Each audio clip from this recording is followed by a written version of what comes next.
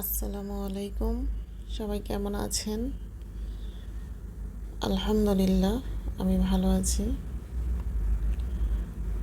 আর আপনাদের জন্য দোয়া করি, আল্লাহ যেন আপনাদেরকে হেফাজতে রাখুন। তো প্রতিদিনের মতো নতুন আরেকটি ব্লগ ভিডিও নিয়ে চলে এসেছি আপনাদের মাঝে। আমি কামরুন নাহার, বাংলাদেশি ব্লগার কামরুন নাহার ইউটিউব চ্যানেলে আপনাদের সবাইকে স্বাগত।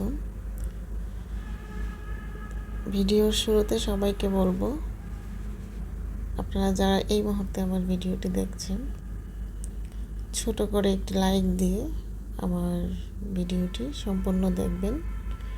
এটা আপনাদের সবার কাছে অনুরোধ। তো যাই হোক, আজকে আমি আপনাদের সাথে শেয়ার করব পাটায় বেটে বাটা মশলা দিয়ে আমি রান্না করব হচ্ছে ছোট মাছ। এখানে দেখতে পাচ্ছেন মরিচ, শুকনো মরিচ ভিজিয়ে রাখছি। আর হচ্ছে এগুলা পেঁয়াজ, রসুন, মানে সব কিছু নিয়ে বসছি জোহরের নামাজের পর। মোটামুটি একটু রেডি করে নিচ্ছি সব কিছু। ইফতারের আগে কেমন ঝামেলা হয় সবাই তো জানি আমরা কম বেশি। তো ভাবলাম আমি সেহরির জন্য 2টা তরকারি রান্না করে ফেলি। আসলে ইদানিং আর কিচ্ছু ভালো লাগতেছে না মুখে, তো ভাবলাম একটু অন্যরকম করে রান্না করি।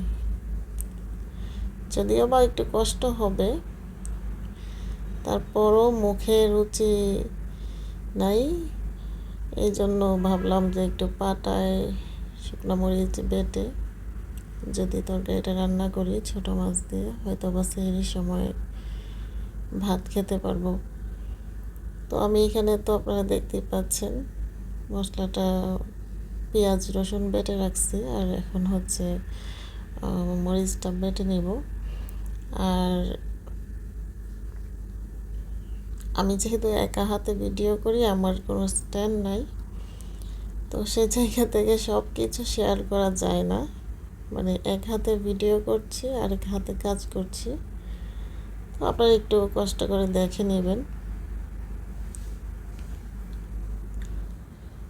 আর এখানে হচ্ছে বটবটি আর আলু, ছোট ছোট আলু যেগুলো দেশি, এগুলা কেটে নিচ্ছি। মানে কিভাবে রান্না করলে খেতে পারবো, মানে এই চেষ্টাই আছি।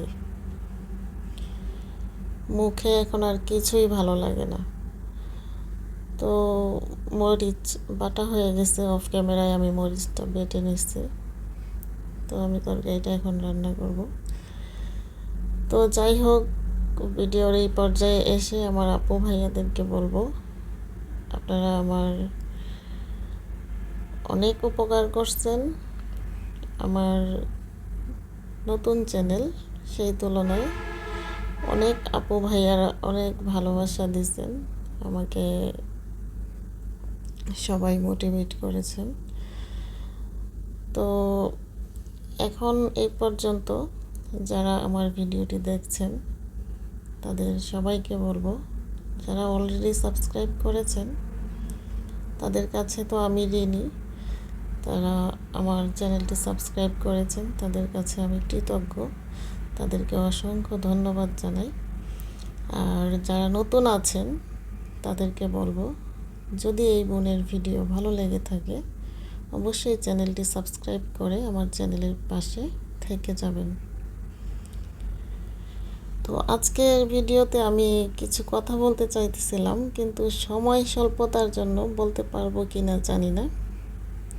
আসলে একজন আপু, আমি ওনার সাবস্ক্রাইবার কিনা আমি জানি না, কিন্তু উনি আমার সাবস্ক্রাইবার।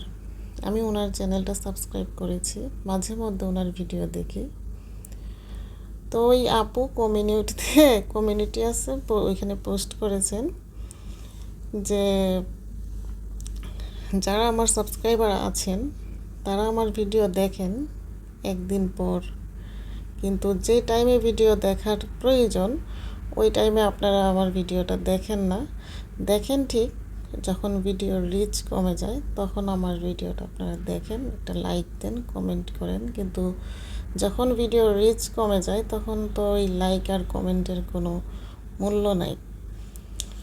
আসলে কথাটা আমি যখন কমিউনিটিতে পড়ছি আমার কিন্তু আসলে কিছুটা খারাপ লাগছে। কিন্তু ওই আপু যদি আজকে আমার ভিডিওটা দেখেন, আমি ওনার নামটা এখানে মেনশন করতে চাচ্ছি না, কারণ ওনারও একটা প্রাইভেসি আছে, হয়তো বা ওনার মান সম্মানের হানি হতে পারে, উনি কিছুটা আনইজি ফিল করতে পারেন, আমি বলবো না ওনার নাম। তো যাই হোক, ওই আপুর উদ্দেশ্যে আমি বলবো যে 2 মাস হয়েছে আমি চ্যানেল খুলেছি। তো ওই 2 মাসের মধ্যে আমি অন্তত, আমি যদি একবারে কম করে বলি, আমি 100 জনকে সাবস্ক্রাইব করেছি, তাই না? 100 জনের চ্যানেল আমি সাবস্ক্রাইব করেছি।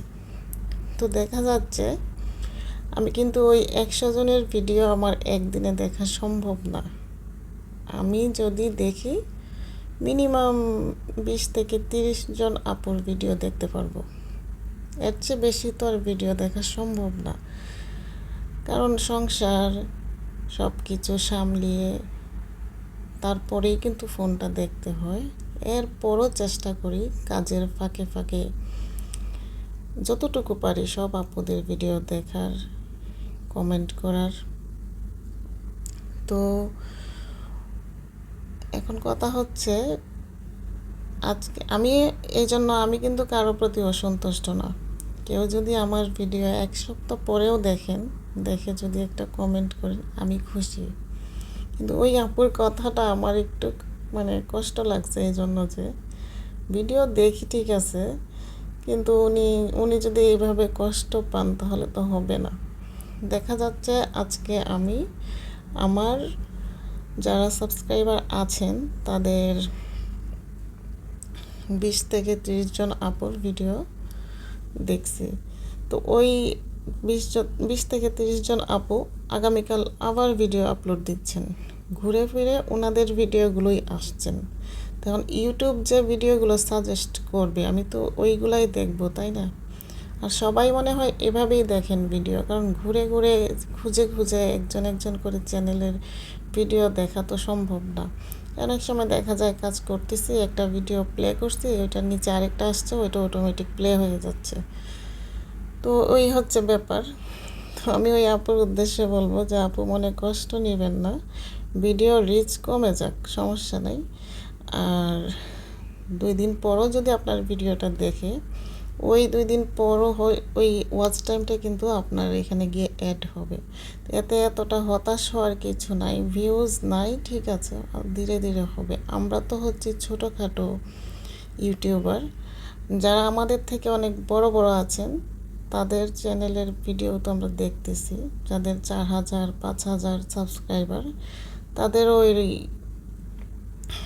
1 ঘন্টায় 70-80টা ভিউজ আসতেছে।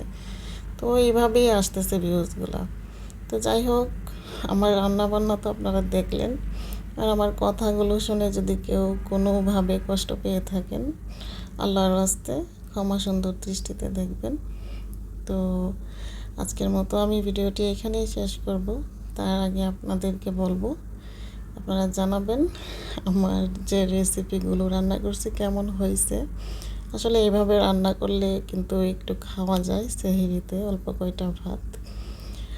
আর আজকের মতো এই পর্যন্তই। আল্লাহ হাফেজ, আসসালামু আলাইকুম।